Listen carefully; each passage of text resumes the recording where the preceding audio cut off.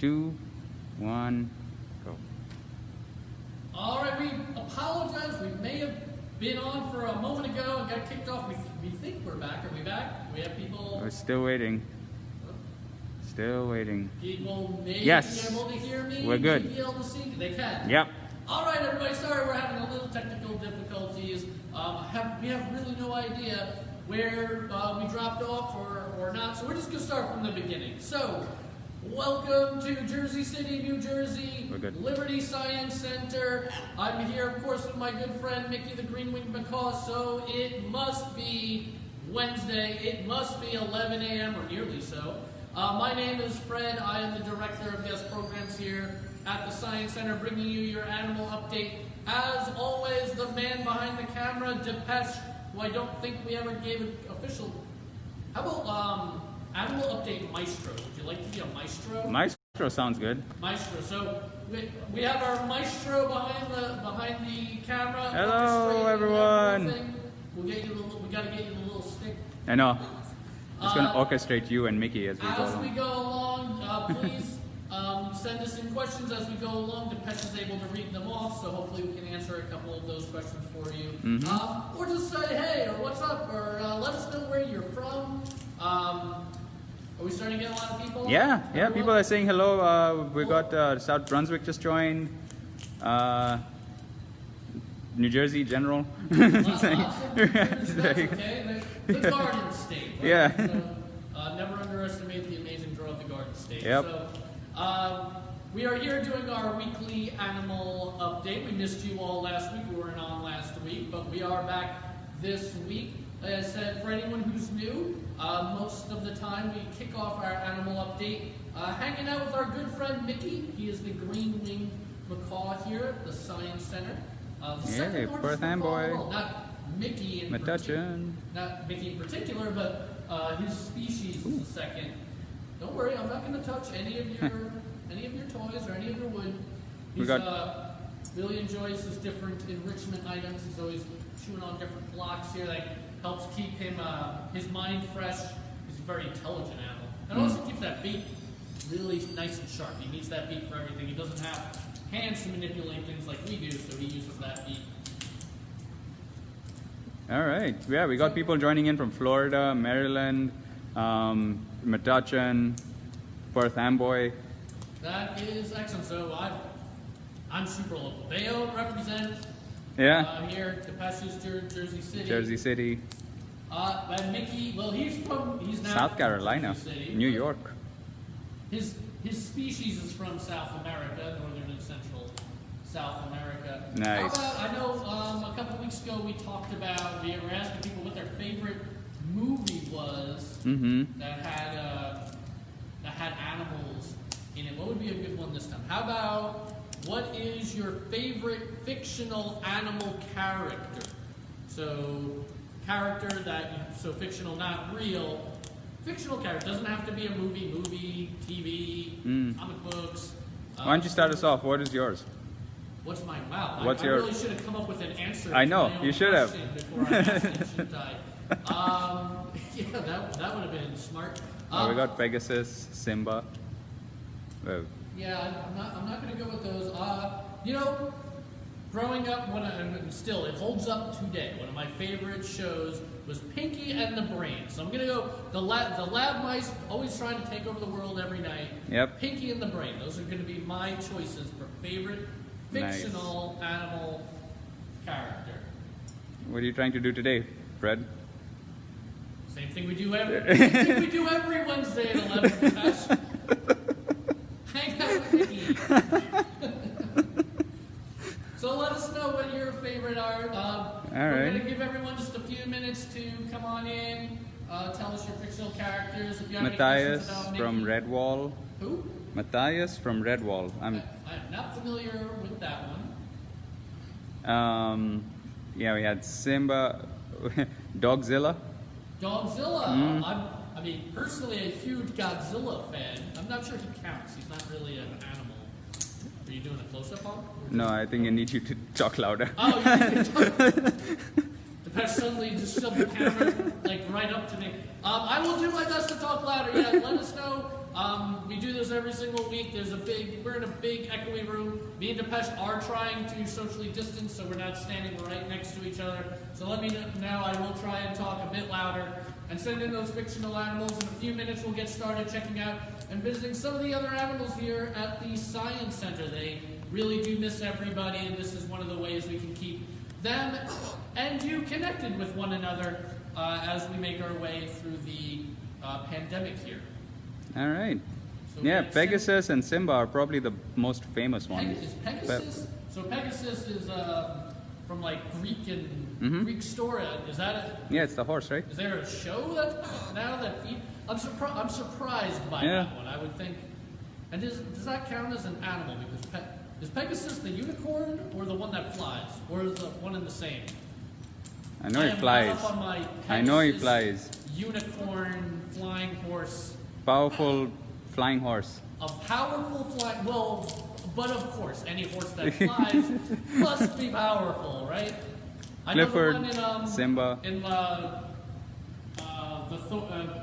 the Marvel movies, you have Valkyrie. She flies around and game on the horse. Would that be a Pegasus? Possibly. Possibly. Mm-hmm. Anyone who watches these semi-regularly knows Depeche and I are not so great with our movie trivia, so help us out a little bit. Fortunately, we do know our animal. Skippy the kangaroo. Skippy the Did you ever watch Skippy the kangaroo? That sounds made up. But no, Skippy the kangaroo. It's a real show. It comes in Australia. Depeche just got really excited about Skippy. Yeah, because I actually used to watch the show. Yeah, he lit up when someone started talking about Skippy the kangaroo. Skippy the kangaroo is a real, and he's like a partially talking, but he doesn't really move his mouth. He just talks to this kid, and they go through adventures and things like that.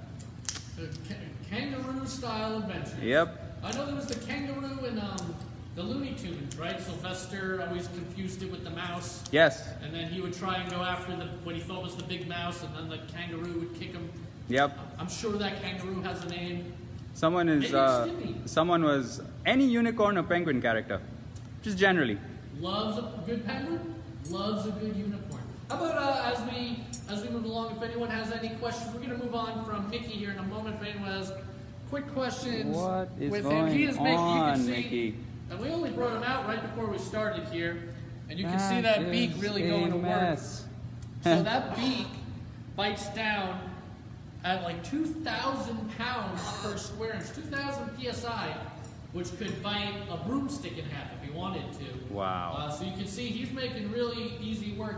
These, I'm not going to touch him. He doesn't like me touching his wood items here, so I'm not going to touch them. But they're not soft. Those are definitely hard wood, and he makes short work of them with that sharp beak. And that helps him keep that beak sharp too. He needs that because he eats nuts, fruit, things like that. And sometimes they're very tough, but he easily goes right through a walnut. I don't recommend trying this, but if anyone accidentally or curiously ever bit into a walnut, it probably didn't end great for you. But he has no problem easily chewing through things like walnuts. Nice. Yeah, that was a question. Like, what does he like to eat, and what is he eating right now? Right. I'm not sure he has any food in his bowl. Right now, he's just kind of chewing on he's not eating the wood. Yeah. He likes to chew on it because, like I say, it keeps his beak sharp, but it's interesting to him. So for us, you might want to read a book or watch a TV show or whatever it is that keeps you stimulated. For him, he's stimulated by these new different items he gets throughout the day, every day, that are different things for him to chew on, different things for him to move around and manipulate. And we call that enrichment. And we do enrichment for all of the animals here at the Science Center, pretty much no matter what they are. And actually, in a moment, when we move on from Mickey, we're going to bring our next animal. We're going to do some interesting enrichment with our next animal. Maybe it's time to move on. Are we, yep, we're 11:05. So say goodbye to Mickey. Oh, he did not like that. Well, now, we're going to have our guest star, Heidi's going to pop in here, a member of our animal husband staff. And she's going to move Mickey. Here. Come on. Let's go. Oh, Heidi has like a special connection with Mickey. Yeah, he would never let me do that. Yeah. But he does the Heidi. Wow. Hello. Say hi. Good boy.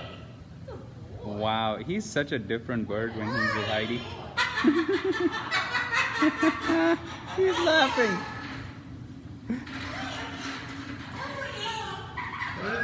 Mickey putting on his show for us. So as you can see, he can make some of those. Goodness. Yeah, he made a mess. I don't think we need any poop cam. Yep. No, not no yet, poop cam yet. We'll give him a second because he's loud. He can yell at over 100 decibels, which is the equivalent of, say, like a motorcycle. So we're going to give him a second to go away. So that you can, because I know you definitely can't hear me when that's going on. All right, well, it's time to bring out our next animal. Next animal. Next animal. Someone's asking if we are at the Science Center right now. Are we at the Science Center? We are live from Liberty Science Center here in beautiful Jersey City, New Jersey, on the beautiful Hudson River. Yeah, we are. There you go. You can't really, I can't really see it, but that's New York City back there somewhere. We promise you we're in Jersey City. This is not my apartment. This is not what my apartment looks like. We are here at Liberty Science Center. All right, let's bring up our next animal. Whoa, what do we have next? And Depes actually doesn't know, I think. I do not know any of the animals for today. What is that? All right, so we have an eastern king snake. Eastern king snake. Whoa. King snake. Now I know we play this game every week where the first question everyone wants to know is their names. Yep. So I've got some names for you guys this week. So this is Linnaeus. Linnaeus, the eastern king snake. These are snakes that you can find on the right here in the United States. Not only right here in the eastern United States, right here in New Jersey. This is a species of snake you can find here in New Jersey. They're huge. They are, so they can get to be, a really big one would be about 7 feet long. Mm-hmm. So Linnaeus here is about 5 feet 8 inches. Oh, so he's still growing. No, he is probably not still growing. So that average is 5 feet. So he's above average. He's no longer growing though. So in the wild, these snakes live 10, 12 years. Linnaeus is 16. So he is 16. He is his days of doing lots of growing anyway. I mean, he could always grow a very tiny little bit, but his days of growing a lot are probably over. He's definitely a mature adult snake at this point. And the reason why he's able to live so much longer than a snake in the wild is because of all the excellent care he gets from our animal husbandry staff here. So they make sure he's well fed, that he's well cared for, and even he gets enrichment. So I don't think he'd be interested in chewing on any blocks of wood like Mickey would be. No. But what we do have for him is this like a ball pit? This is a snake ball pit. It's a snake we ball have a pit. Snake ball pit today. I bet most of our people at home have never seen a snake ball pit. No. So we have our snake ball pit. So we're gonna see if Linnaeus is interested today. People ask if Linnaeus sleeps. He does sleep. Yeah. He does. He's definitely awake now. Oh, we're gonna let him play around. He's inside the ball pit. In that snake ball pit. And this is what we actually use this for. Is for some of our snakes. He's definitely. Now he probably is sleeping right now. I don't think he fell asleep. I think he's very much. Oh yeah, he's got that tongue flick going. He's very interested in what's going on. Wow. So it's obviously a very different sensation for him versus me holding him. So he's just taking a moment to think to himself, "Oh, I know about this. I know about this ball pit." He's certainly, yeah, he's got that. He has got that. You can't. Everyone at home probably can't see him, but he's got that tongue flick going on. He's definitely very curious right now. And he'll start to move himself in that serpentine way that he's able to move his body through our ball pit. So what does he eat? What does he eat? That is a really interesting question, particular for eastern king snakes. So he likes to eat a variety of things, small mammals, sure. There he goes, there's a squirm there. He'll eat birds, he'll eat frogs, small lizards, he'll even eat fish, but maybe the most interesting thing that king snakes eat, and one of their reasons, if not the reason they're called king snakes, is they like to eat other snakes. What? So he's a snake that likes to eat other snakes. Not only does he like to eat other snakes, but they can eat even rattlesnakes. No way. Absolutely. So we have rattlesnakes here in New Jersey. Everyone at home might not know that, but there are rattlesnakes here in New Jersey. We have the timber rattlesnake that can be found here. Yeah. And king snakes are able to even eat venomous snakes. Wow. So he truly is the king of the snakes. It's kind of like king cobras also eat other snakes, right? That is right. That king There cobras he do. is. Yeah, there he goes. For anyone who was doubting that our Linnaeus here was enjoying his ball pit, we're not going to anthropomorphize, but He's not done? necessarily happy, but he's definitely very curious. He's very interested. You can tell kind of what the general feeling of a snake might be from the ways they're flicking their tongue. So the way he's flicking his tongue right now is very curious. He's really sticking that tongue out a lot, you can see right now. He's Yeah. sticking it out also very far out. So he's really curious. He's really trying to take in a lot of information about his environment right now. Is he venomous? He himself is not venomous. So king snakes are not venomous snakes. Here in New Jersey, we only have a couple snakes that are venomous. Of course, I mentioned we have the timber rattlesnake. We also have copperheads that are really true venomous snakes. We also, some other snakes might be rear fang. There's a types of snakes that are, say, like rear fang venomous or mildly. But as far as medically important venom, we really only have two, the timber rattlesnake and the copperhead.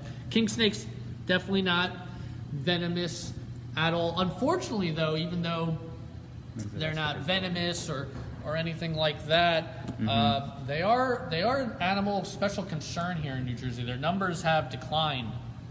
And a few reasons why they've lost a lot of their habitat. Sometimes they're illegally collected. But a big one is roads. So snakes, as I'm sure everybody at home knows, snakes are cold-blooded. Yeah. So they need the sun and the heat around them to maintain their body temperature. And a really great way to do that might be to go bask on a road. Anyone who's ever walked on a road on a hot summer day in bare feet knows that the asphalt can get really hot, and that could be great for a snake who's trying to warm up. Unfortunately, a lot of times cars don't stop for snakes, so you really have to pay attention, especially if you're driving around in wooded areas. King snakes actually live in a lot of different areas, not just forests, but forests, swamps, fields, farms. They definitely like to hang out in areas like farms because there's so many delicious things to eat that hang out on a farm. He's really buried himself now. Yeah, now it's going to be hard to get him out. So this seemed like a great idea. Well, it's a great idea and a great enrichment for our snake. It might be hard for everyone to see at home. Is everyone able to? Yeah, I see mean, the people snake? are. You can see bits and pieces. Yep, But he's buried deep in there. He is really enjoying There is going through most our of him. snake ball pit. And of course, if you have any questions along the way on any of our animals, after Linnaeus, we're going to visit two or check out two more animals. Please send in those questions. There he is.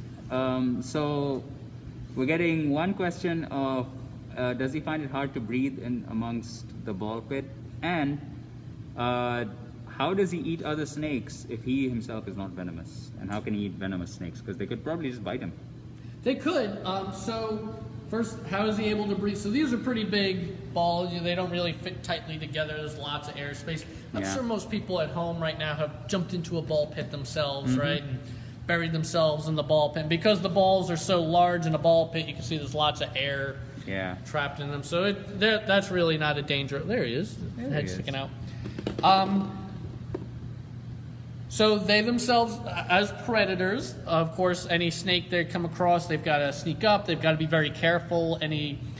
Certainly any prey, including a venomous snake, is not going to want to be eaten, right? So really, anytime any predator attacks prey, they've always got to be careful because a lot of predators, their injuries come from prey fighting back. So say, even everyone I'm sure has seen plenty of nature documentaries of lions going after zebras and stuff like that. No animal wants to get eaten, so they kick and they bite and they fight back and they flail around. So anytime you're a predator, you've always got to approach prey very carefully because nobody wants to get eaten. So that would certainly be true of our king snake attacking, say, a venomous snake, is they'd want to sneak up on their prey. They'd want to try and subdue it very quickly by wrapping around, biting, squeezing. Oh, no, he wants to go right back in. He looked for a second there like he might want to get out of the pool, but he went right back in. He knows it's summertime. Yes, summertime in the city. Summertime for our king snake here. Any other? Maybe we have time for one more. One more question is he dangerous to humans? So he's certainly not dangerous in the way that he could really harm you. Like I said, he's not venomous, so he couldn't cause anything fatal. But Linnaeus is here at the Science Center. He's used to being handled. That's why I'm able to pick up a nearly 6-foot-long snake, and he seemed to be totally fine with it. This is what I do here. I've been working with snakes a long time. And two, and most importantly, he's also been working with humans for a long time, so he allows it. If you saw a king snake this big, or any snake really, if you're hiking around in the forest, and if you go hiking at all in New Jersey, it won't be long before you come across some snakes. They generally don't want to get picked up. So if you go and pick up any snake, there's probably a good chance you're going to get bit. But for a snake like this, he couldn't really hurt you, but he's a pretty big, powerful snake, so whatever bite he gave you would certainly notice it. But you're not you're not running off to the doctor or anything like that. I would definitely recommend, when you're out and you're enjoying the forest, I'm definitely a firm believer in, really enjoying nature and checking out the animals around you. Just make sure you're being very careful, and really more for animals, even more than for you. You want to make sure you're never disturbing an animal that shouldn't be disturbed. You should be making sure you're not touching anything that shouldn't be touched or really doesn't want to be touched. So he couldn't hurt you, but he could give you a decent bite. But we're gonna get him out of the ball pit, which might be the most entertaining part of this whole thing. Yeah. So let's see. And while we're doing that, let me see if I can recap. His name is Linnaeus. He is 16 years old. He's a male. Balls are gonna fly everywhere. And they're gonna fly all over the place. And I'm gonna make Fred pick all these up. I'm not picking them up. No, we have ball pit balls flying all over the place, and someone shooting down the gallery. We'll get those later. Wow. One last look so you can really see his color. They're sometimes called chain snakes because of that really beautiful pattern they have. All right, we're going to Linnaeus. All right, Linnaeus goes away. Linnaeus away here. Fine, I'll pick one up, I guess. I'll pick one up. There we go. We give Fred one. Drop that back there. All right, let's bring out our next animal. Oh, we're staying on the table? Staying at the table. Yeah, we're gonna stay right here today. We're not gonna move around too much. And our next one. What do we have? Paintbrush here. Paintbrush? Paintbrush. We have one of our tarantulas. What? We have a rose-haired. Whoa! Tarantula. I'm actually going to take her out. So no way. See. I am. That's what the paintbrush is for. So tarantulas are actually really, really delicate, and I'm always a little nervous working with tarantulas. Not because I think they're going to hurt me, but because they can be so delicate that I'm always I want to make sure I don't hurt them. So I actually have this really puffy paintbrush that I use to kind of maneuver her. And she is a her. We're going to talk a little bit about that in a moment. That's amazing. See, I can kind of gently guide her onto this piece of bark here. And then I know that I didn't hurt her at all. That's cool. So this is a rose-haired tarantula.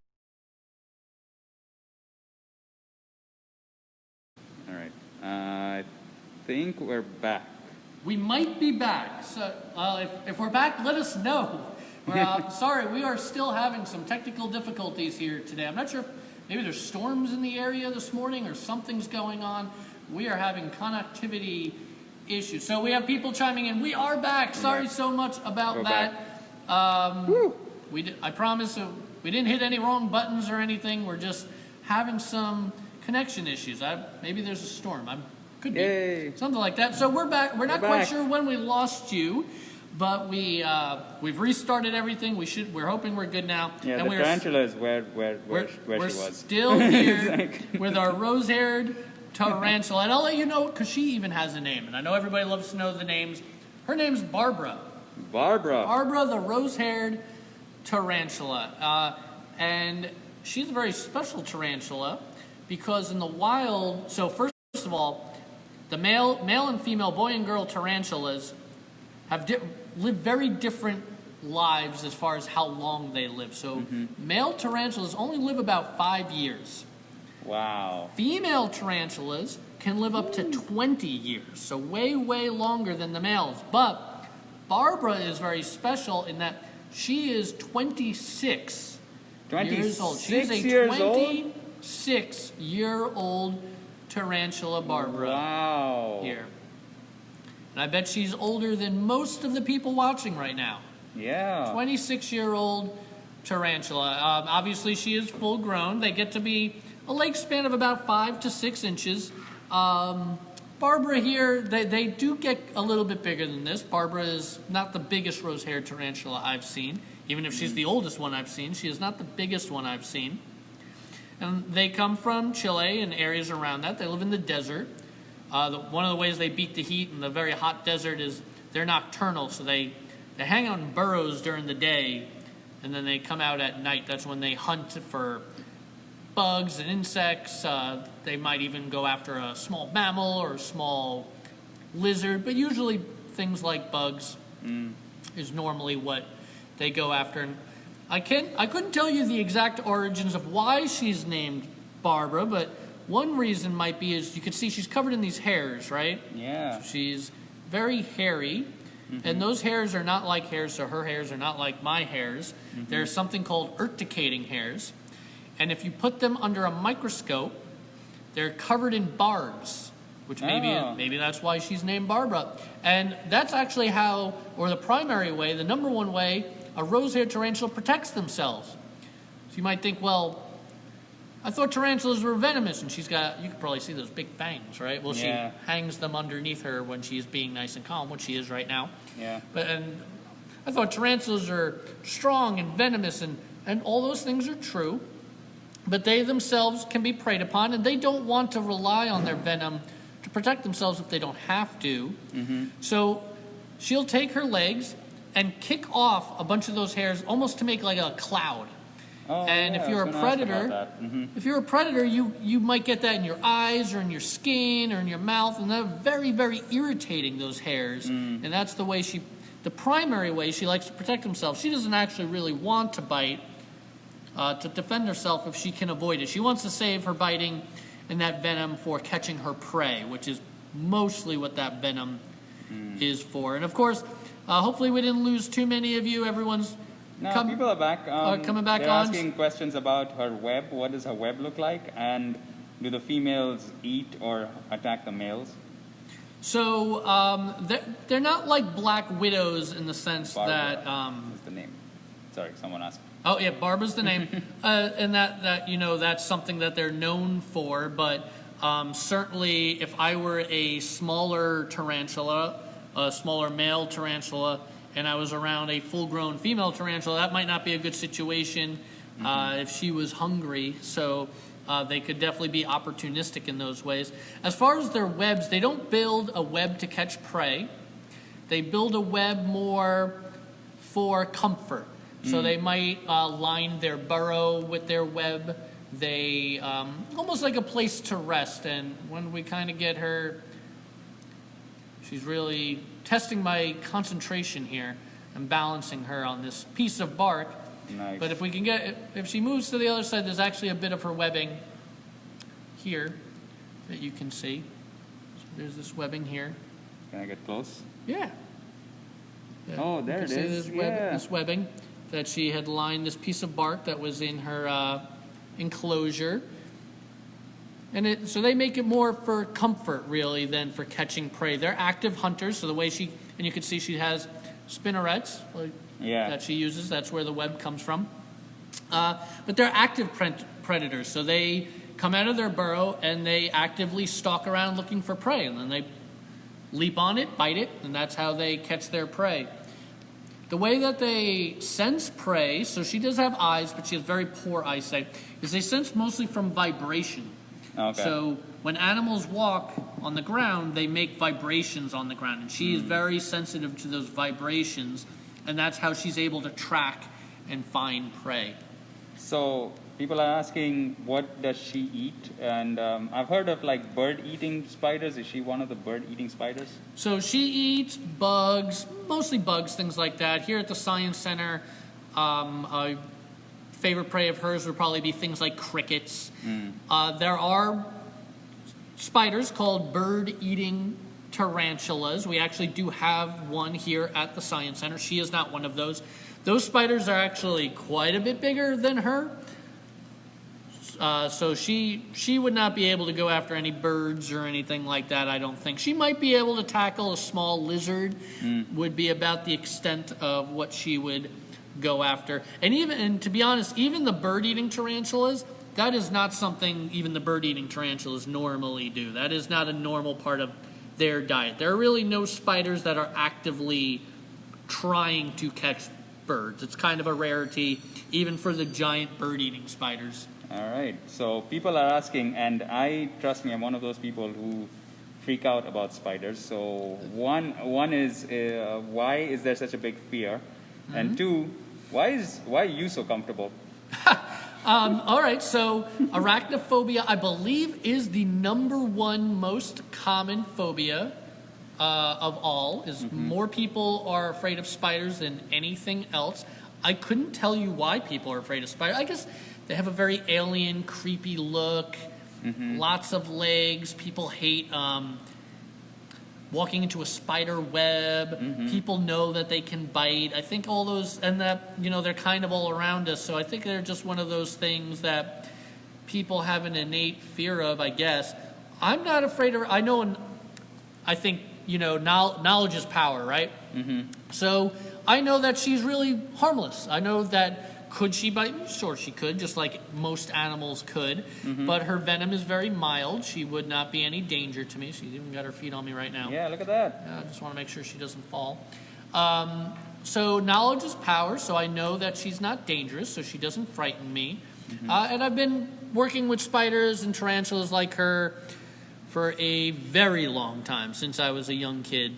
So I guess I've just never really developed the fear of them, and then from working with them and knowing a lot about them, I know that there really isn't anything to be afraid of. And really, we need spiders. Spiders are so important to us.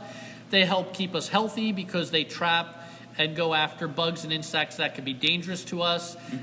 They're huge, really, really important commercially. So you think of when we grow crops and things like that, we know that bees are really important, right? Because bees are helping to pollinate. But then you've got animals like spiders that you might not think about. They're out in the fields catching all the bugs that are trying to eat the crops. So there's some thought that spiders might be worth as much as $100 billion a year in pest control. I'm in the wrong business, man. And there are spiders, there's so many species, they're all over the place. Yeah, if you want to go hang out under like a corn stalk and eat all the little bugs that come by, maybe there's a job for you in that depeche. All right, I quit. Yeah, super important really to our economy, super important to our health. And yeah, there's so many species of spiders, and there's a couple that can be dangerous, but really that is such a small minority of them. And even those really, even though they're dangerous, if you leave them be, they'll generally leave you be. So we live in harmony with spiders every single day. You're around spiders every day, whether you see them or not. And they're there. That's a good thing that they're there. That is very cool. But yeah, we're doing all the popular phobias today. So I know arachnophobia is the #1 phobia. Snakes, I believe, are the number 3. So I believe that's the number 3. I wonder what's the first one, like public speaking. I think public speaking is number 2. Yeah, I think it's spiders, public speak. So I'm doing the top 3 today. A little public speaking, a little spiders, a little snake. We're gonna cover all Now the phobias. we just have to do this at the top today. of a building without a railing, and we're good to go. We Yeah, covered all the big maybe in ones. an enclosed box. Or in an enclosed box. So anyone have any? We probably have time for one more before we put Barbara away. We're going to bring out our last animal. If not, that's okay. No, it seems All right, we're going to put Barbara away. Yeah.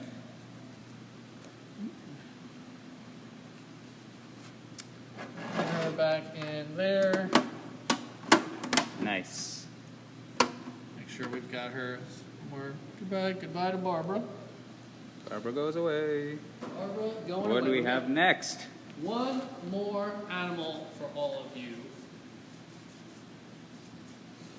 today. We have our. I like the way you bring out all the props first. Yeah, well, we've got. It's like you're building suspense. We've got our giant worm, like little worms. mealworm action going on here. We're going to be feeding an animal. So somebody's about to get fed. Uh-huh. Those are not for me, just so you know. Those are not our No. animal. They are an animal, but they're not our animal we're here to talk about. What? Instead, we've got What is our that? blue tongue skink. Oh, skink. Yeah, Not happy. Gave us a little hiss there. He's Yeah. showing off that blue tongue, so they call blue tongue skink. So of course he has that blue It'd be funny if he tongue. had like a green tongue. Give him a second here. He's pretty calm. He's just getting used to what's going on around him. I pretty much just picked him up right out of his carrier and Wow. came up on this. Yeah, there he goes. He's calming. Hey, calming Julian right, says hi to me. calming Hey, right Julian. down. So this is our blue tongue skink, and he also has a name, and his name is Stephen Hawk Skink. I'm not making that up. That is his name. His name is Stephen Hawk Skink. Stephen Hawk Skink. So this is say hello to Stephen Hawk Skink. Who names our animals? It is that. Yes, that's actually one of my favorite. I like Stephen Hawk Skink. Very clever. I like Yeah, that. I like that So one. this is Stephen Hawk Skink. He's a blue-tongued skink. In the wild, they come from Indonesia. They like to live in kind of scrubland type more arid areas. He's an omnivore, which means everyone at home who's been following us knows he eats both plants and animals. In his case, for plants, he likes to eat berries, fruit, flowers, and by meat, he likes to eat snails and insects and things like that, which is why we've got those worms there. So we're going to try and feed him some of those in a moment here. Make sure he's nice and calm. It looks like he's getting nice and calm. Yeah, he looks like he's calm. And he's pretty much full grown. They get about 1.5 feet long. So that's how big he is. 20 inches would be really big for a blue-tongued skink, so he's probably pushing right around there. And they can live quite a way. They can live like 15 years. Maybe a really old one can get to 20. And he's on the young side, so a lot of our animals, we had our Linnaeus the king snake was 16, and we had our rose-haired tarantula, who, believe it or not, was 26. Mickey, we didn't say it earlier, but Mickey is 39. He's the youngster today, is our blue-tongued skink. Our blue-tongued skink, Stephen Hawk Skink here, is only 3.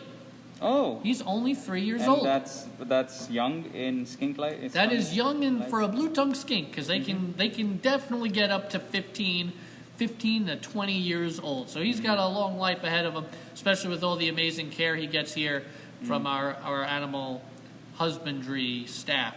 Is he venomous? He is not venomous, but it's interesting you ask, right? Because a lot of times when you see bright colors, you think venomous. Yeah. So you think of coral snakes, and you think of bees and wasps, and those are warning colors He's got telling very you, snake-like- stay away from me, right? I'm venomous. I don't want to have to bite you or sting you. I'll do it though if I've got to.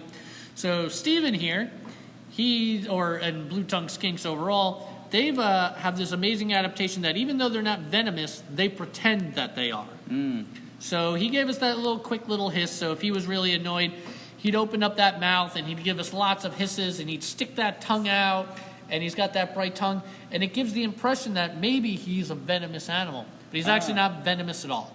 So he does have teeth. He's got little teeth, but he's absolutely completely harmless. So he doesn't even bite. Well, I'm sure if you try to eat him, he might try to bite you. But what he might do before he tried to bite you is you didn't fall for his trick. You're not falling for his trickery. Well, he does have another trick up his sleeve, which is he's one of those animals that can drop his tail off. So he can have his tail fall off. It kind of squirms around. It might distract a predator. They might go for the tail instead of him, and he's able to get away. We call that caudal autonomy. Okay. And I think I've lost track. I'm not sure if this is episode 10 or 11 for us in our animal update, but we've definitely met a couple animals along the way that have that caudal autonomy. Mm-hmm. And he can grow that tail back. It never grows back quite the same because it grows back as cartilage and it kind of is stumpy and off color. And that's another way he can protect himself. You want to try and give him some of these worms here? Yeah. Let's see if we can get him to eat some of these worms. I'm not sure how much he's going to want to walk around. The answer is a lot. It's time towards me. What? There we go. We'll get the tweezers out. Let's see if he's interested in some of this worm action here. There we go. Come on. Get him to stop long enough to notice it. You got this. He is not interested right now. Not interested, Vic. No, we're not gonna force him. He's not interested. You might notice that he's sticking that tongue out a lot, and he does use that to sense a lot, and he can stick that out about 300 times per hour. So I did the math, and we're gonna pull it up right now. I did the math, and that comes out to about once every 12 seconds for an hour. Wow. So I'm going to start a clock here. And let's see if we can take a few minutes and be like a skink. And as we talk, everyone, I want everyone just like me. We're going to all stick our tongues out about every 12 seconds. We'll see how tiring that gets. All right? You going to do it too, Depeche? No. Yes, of course I can. No, did you say no? Yeah. No one could see you, so they wouldn't know you were doing it anyway. I'm doing it right now. So we're going to start. So I'll let you know when we get every 12 seconds, and along the way, we'll continue to talk about our amazing skink here, but seems like a lot of time, but all right, here we go, and 12 seconds. So I bet that's going to get really exhausting after a couple minutes. It might not seem like a lot, but I think it is a lot when you have to do it. And here we go, 12 seconds. And let's see if we can keep up with our skink here. Every time you do that, I'm gonna... All right, and we're already come out. Here we go, 12 seconds. And we're gonna see what it's like to be a blue-tongued skink sensing their environment today. And here we go. And yet again, another 12 seconds. I'm already tired of this, and we haven't gotten to 1 minute. Hopefully everyone at home... No, let's keep going. I like this. This is funny. All right, well, here we go. And 12 seconds. 300 times an hour. We are not going to do this for an hour. This show is not that long. Someone says their tongue is tired. Yeah, already? So here we go. We're a little over 1 minute here. 12 seconds. Jeez. We'll go a couple minutes. This is all. I agree. My tongue's already. Why can't you just do this getting tight. every day, man? The show. Here we go. 12 seconds. And it's no. He makes it look easy. He makes it look like this is no problem at all to stick your tongue out this often, and 12 seconds. And that's how they sense of course he's got eyes as well, but that's one of the ways they sense the environment around them is using that tongue to sense and smell. And 12 seconds. See it? Yep. Someone's like, I'm getting a headache. We're in sweeps week. We've got to try new things. Here we go, and 12 seconds. That's already 2 minutes. It seems like I would not. I'm already over this. What are those holes in the back of his head? So, well, hold on 1 second because we've got 12 seconds. Those holes are in the back of his head. Everyone's got those holes on the side of their heads too. Those are his ears. And that's one of the ways you can tell a lizard from a snake. But of course, we're going to need a second to talk about that because it's 12 seconds.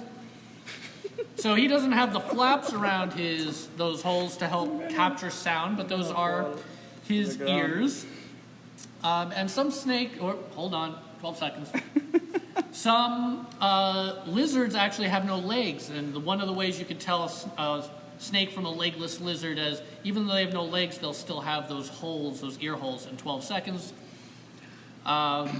Actually, I feel like he's not doing it that often anymore. I feel like he's looking at me wondering just he's like where did you go wrong? He's like, we wanna 12 seconds.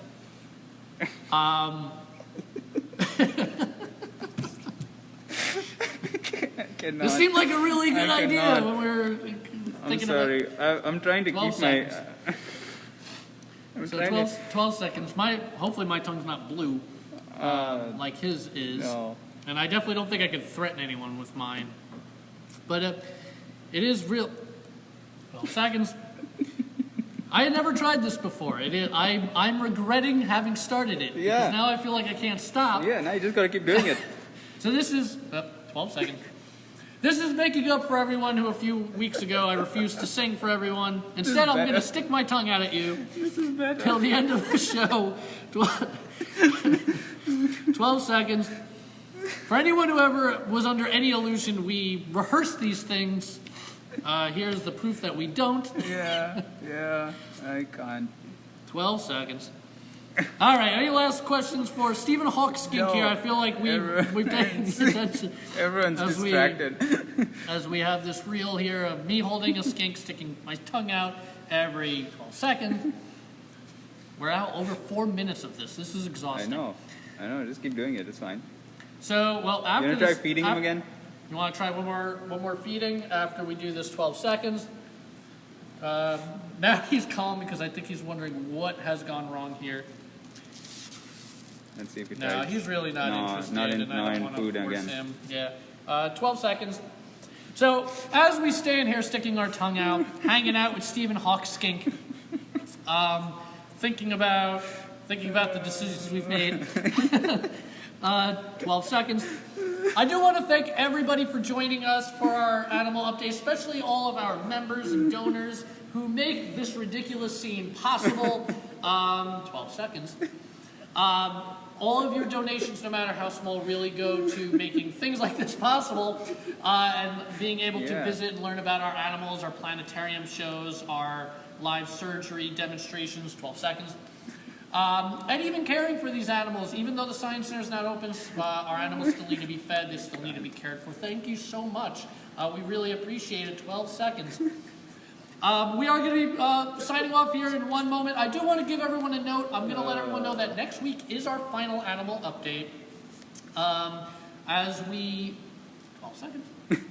As we start to turn our attention towards hopefully getting the building to reopen so that we can see everyone in person sooner than later. 12 seconds. So next week, please come join us for our last show next week. Hopefully we'll have some really cool stuff lined up. Maybe I'll have a better idea than just sticking my tongue out at you guys for 10 minutes or so. 12 seconds. And we really appreciate it, everybody who comes and joins us each week. We have a blast doing this.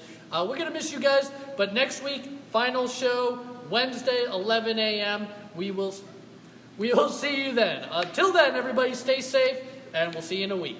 All right, thanks, guys. Bye. 12 That was seconds. awesome.